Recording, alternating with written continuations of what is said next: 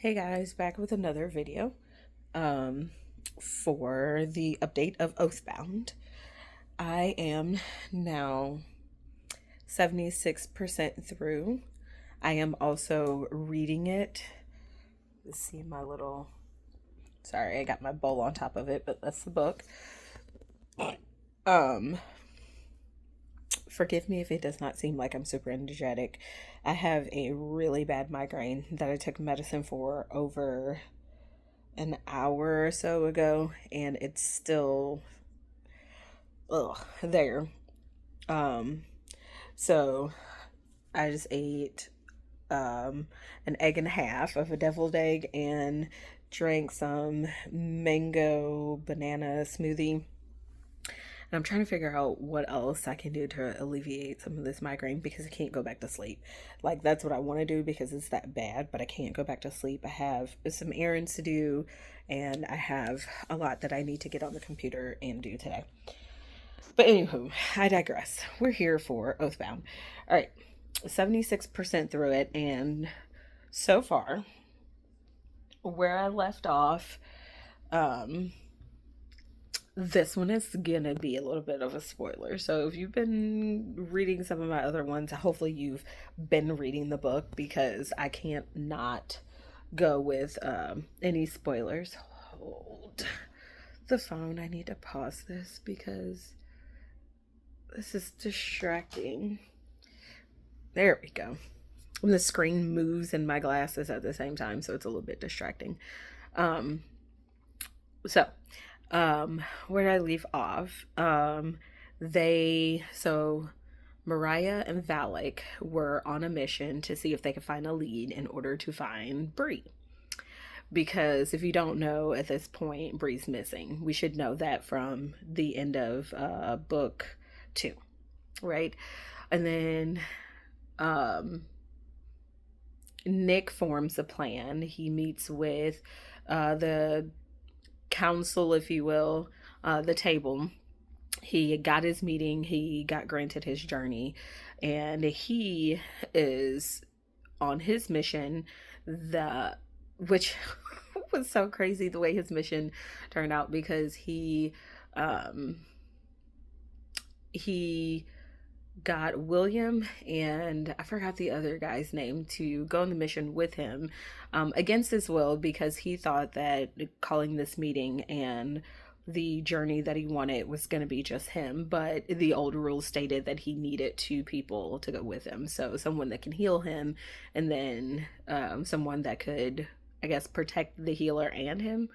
But anywho, he found the person of the mission that he told the table that he was on the mission for. I think the table knew, though, that it was a little bit more than what he told them, because he ended up separating from William and the other guy.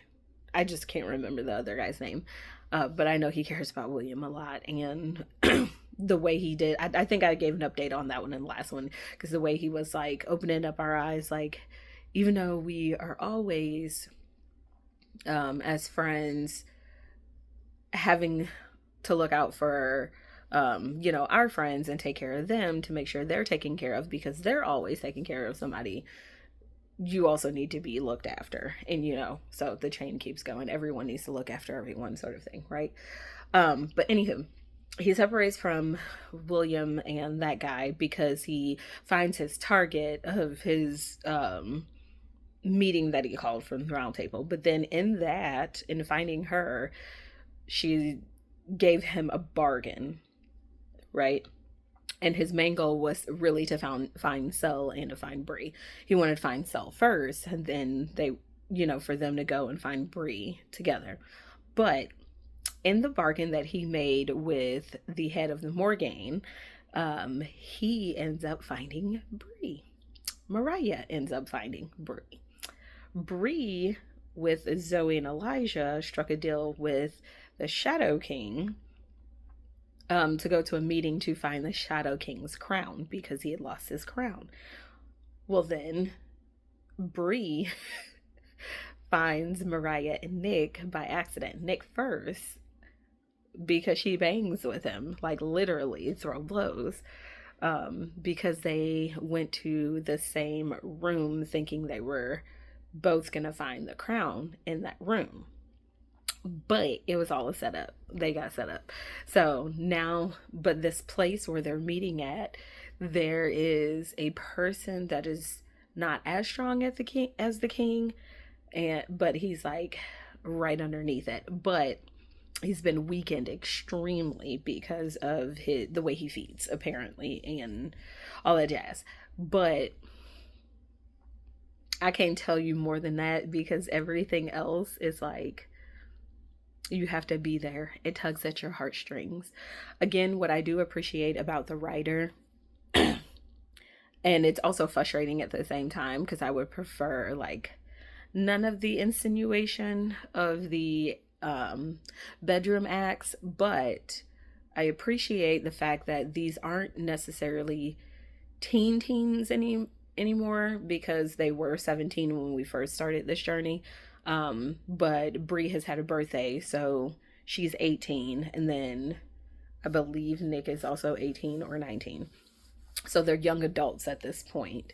But I still appreciate because they are still in that fine line of, teenager, but they're, 18 and 19. So now they're young adults, but they're still teens. So what I appreciate with this author is that there are no intimate details.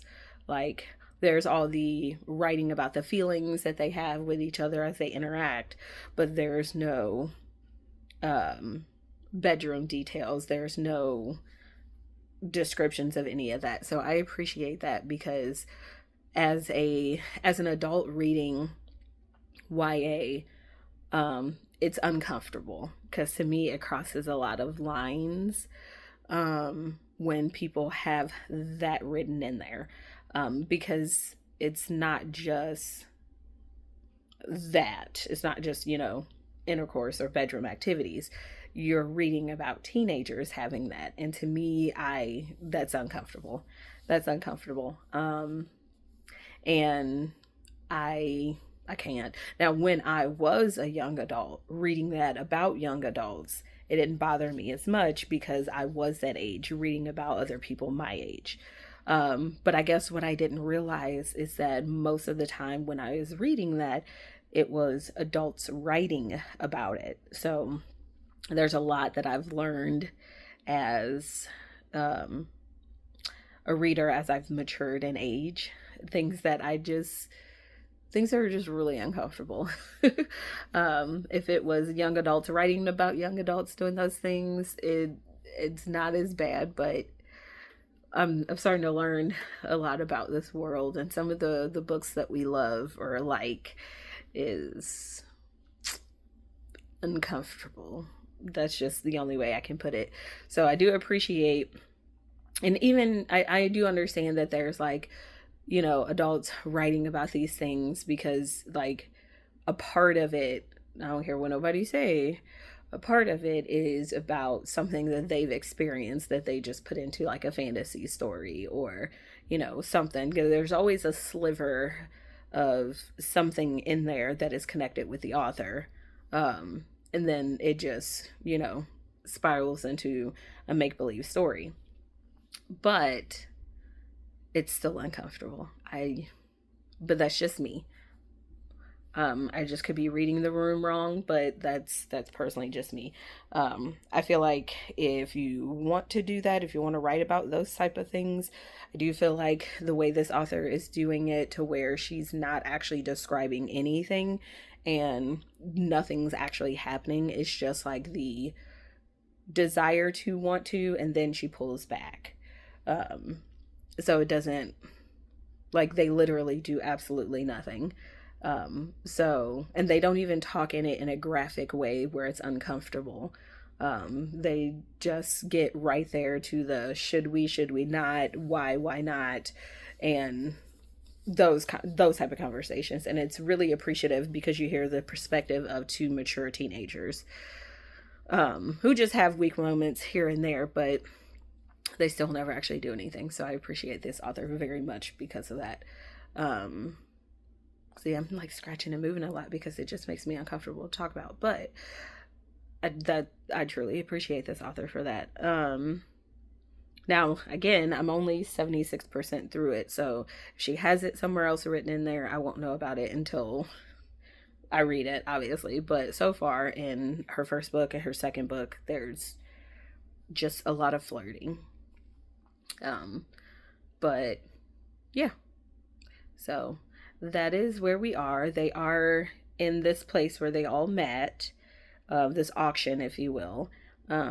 And they're kind of stuck in this auction because while they were told to go to a room to get this crown, they were set up and the crown was never there. But where the crown actually was, somebody tried to break in there. And we think it's the girl that set Nick up, the head of the Morgaine. So we're on the last night of them supposedly being in this auction place because of how everything got messed up the first time. They are now on this like 3 or 4 day vacation stay for this auction. And then the last day is supposed to be something, crazy special. And during this whole process, he's interviewing people to see if they broke in the place where Nick and Bree accidentally met, or if it's the other place where the crown actually was, and all the while stealing people's power along the way. So it is crazy. It is very crazy, and so far it is pretty good. So while I'm trying to get this migraine to go down, figuring out if I need to eat something else, or I can't go to sleep. But anyway, in that, I'm trying to get this migraine to go away so I can go and make my errands. But while I'm doing that, I will be listening to some more of the book because my eyes are really hurting really bad. I can't read anything. So, yeah. That is my update. If I have another update, it will be at the end of this. But hopefully the next time I update you, I will actually be finished with the book. Because my goal is to finish the book today. But with this migraine hitting me the way it's hitting me, making me feel nauseous, I'm not quite sure if I'll finish it today. But I need to. Because I have a 300-page book that I need to finish by the end of this week. And I don't have an audio for that. So I'm really, really hoping that this migraine goes away. Okay, bye. Okay, back with another check-in. I'm in my room doing the check-in because my children are out in the living room bothering me and they won't leave me alone. And because my 17-year-old has his girlfriend over and they can't be alone. But anyway, so like I said, I appreciated this author because she never wrote details. Now, chapter 55, I just got there, and I don't know what I just read. I'm being honest to God. I have no idea what I just read. I don't know if it was a scene or what they used to call it back in the day, foreplay. I mean, actually, they don't even call that back in the day. That's still nowadays. Between two teenagers. But what I do appreciate that this author did was described feelings and the environment around them as opposed to describing the physical events that were taken in the moment. And it still didn't seem like it was the full bedroom experience, just something small, I guess, I don't know, but something big with them because they're emotional teenagers doing something with each other that's very intimate for the first time. Well, young adults, because they're no longer teenagers. But it still was very brief, very quick, and it was literally just Nick describing how he sees Bree. But there was no details of anything else, so you still don't know what exactly happened, if it was anything bedroom stylish, or if it was just like a memory walk and he legitimately showed her how he feels about her in a type of memory walk or blood walk or whatever they called it. It was definitely very interesting and very crafty on how she explained it. But yeah, that is my update. So everybody has left the auction building where the auction has taken place. We realized that, but I said this since the very beginning, that Uberus is up to something, that he's been manipulating the scene the whole time. But I think that's kind of a given too, because he's the king, like, you know, the king, and he's manipulating stuff to get his crown back. So of course he's been manipulating Bree and Zoe and Elijah the whole time too. But it's it's going down. It's going good. But I feel so bad and so sad for Bree, because she thought she was doing something good, not just for her, but for the people around her, to help them, as far as cutting off her ancestral plane. But then she fractured herself. She fractured her soul. And the same way I feel like Uberus, or Shadow King, whatever you call him, did it to Vera, he did it to her. He saw a part of something that he just jumped in on without anyone's permission, but just in taking his part of the bargain, he went a step further because the words weren't exact. So I found a loophole. It's crazy. And it's so sad. So I'm at chapter 55. And so the next check-in that I do, because I will do another check-in, but the next check-in I do will be the end of the book. But I just thought I had to say something about that scene, because she still did not go overboard with how she did the scene. And as an adult reading this book, it still wasn't atrocious to read, because there was no details really on what it actually was. But it can, I will have to say this, it can lead your brain to think that it did happen, and it can still lead your brain to question whether or not it did happen. So yeah, so there's that. But still, so far so good. So I will see you in the next check-in. Hey guys, back with another video. This is the last update to the Oathbound. Okay, so y'all, I was not expecting the ending. I was not. Okay, so I think I'm going to just title this entire video as a spoiler, because there's no way I can give you my last update without spoiling it, because I know me. I don't have the skills that other people have to where they can't, and I've already spoiled some of this stuff in this video, so I'm definitely going to title this a spoiler. Because did Natalia know the whole time who Selwyn Kane's father was? Did she not know? I've seen some reviews done by other people, and they're like, oh, you know, it was very obvious. We were supposed to know. How was I supposed to know? How was I supposed to know? How was any of us supposed to know? Maybe because Natalia was able to overcome her demeanor. I don't know how we were supposed to know, but I do like that there was a lot of questions that were answered, and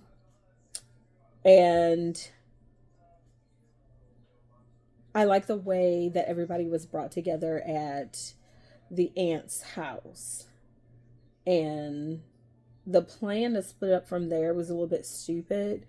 But in all honesty, I thought it was Uberus that was going to do something stupid. I didn't think it was going to be Selwyn. But like, what's crazy to me, at least, or at least the way I read it, the way everything ended. This video is distracting me. The way everything was, right, where was my thought process gonna go with that? Oh, the way everything was going and the way it ended, like to me it seemed like Selwyn was just so super calm after they just got done fighting each other, or like both of them trying to fight Selwyn, trying to keep him from, killing himself. And then before that, they were just trying to get Nick from not killing himself. And all said and done, Selwyn puts on the crown. My father left this behind. What are we going to do now? What is it? A king, a prince, and a king's mage. Selwyn was the king's mage. No, a scion. A scion, a prince, and a king.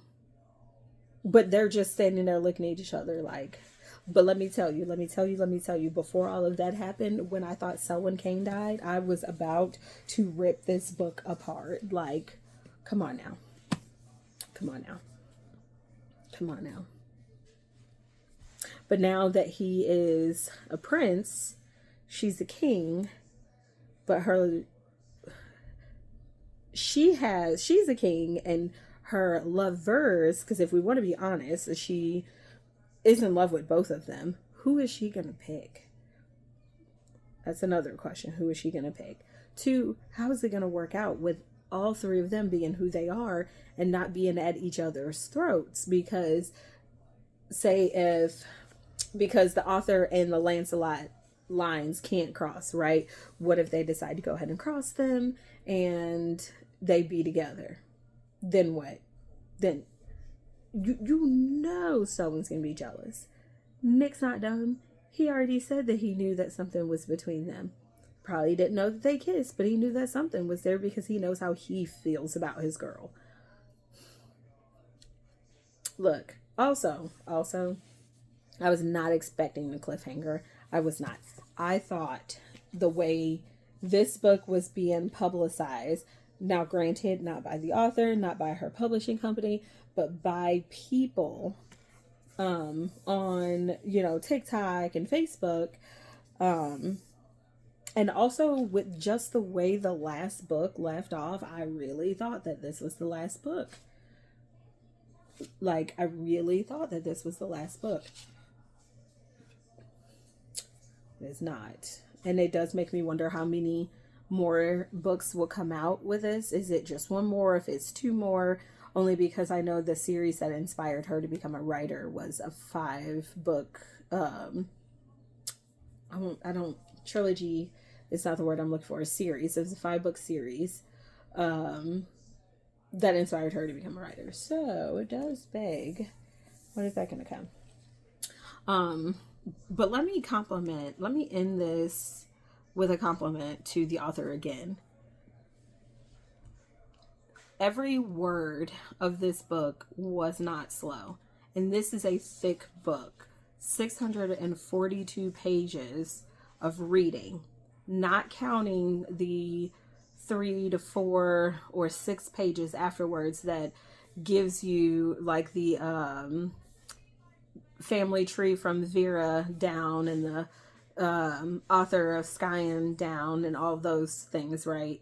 Not counting any of those pages, just the storyline pages. It is 642 pages, and not a single one was slow. You were in it from the beginning to end.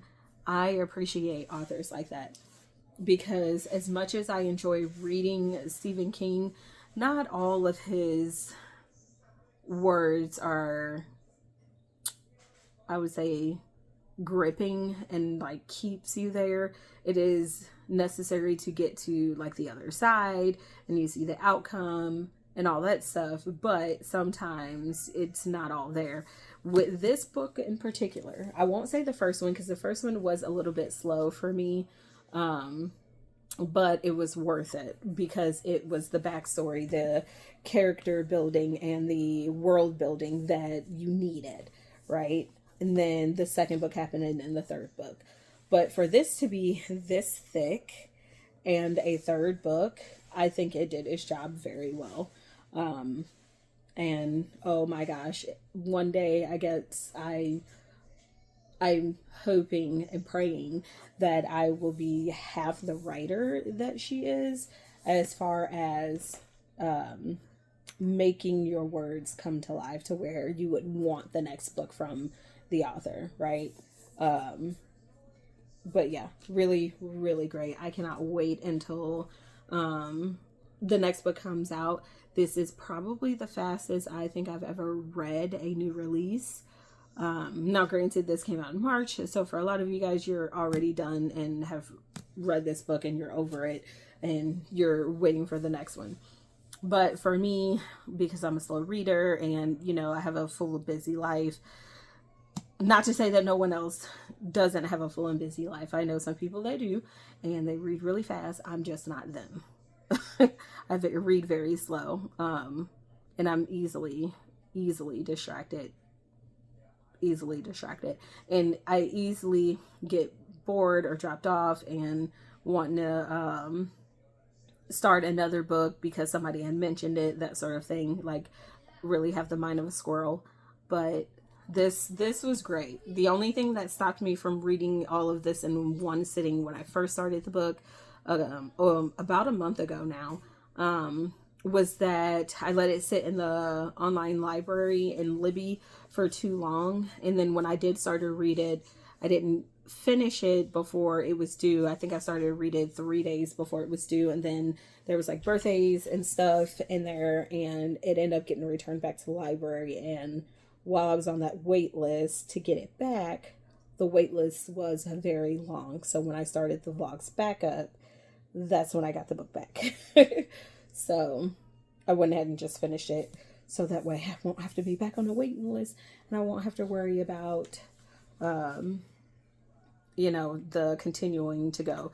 Because another thing is that when you have smaller children and you have friends with smaller children that you're helping with them with, sitting down to read is not an option. So me being able to listen to the book as if I'm watching something on TV or listening to music helps me get through the big books that I like to get through. So this was great, and I can't wait until the next one. So, but that is all I have for you for this vlog overall. So yeah, it's July 8th, and I'm now done officially with this book. So until the next time I decide to vlog about a book. Okay, bye.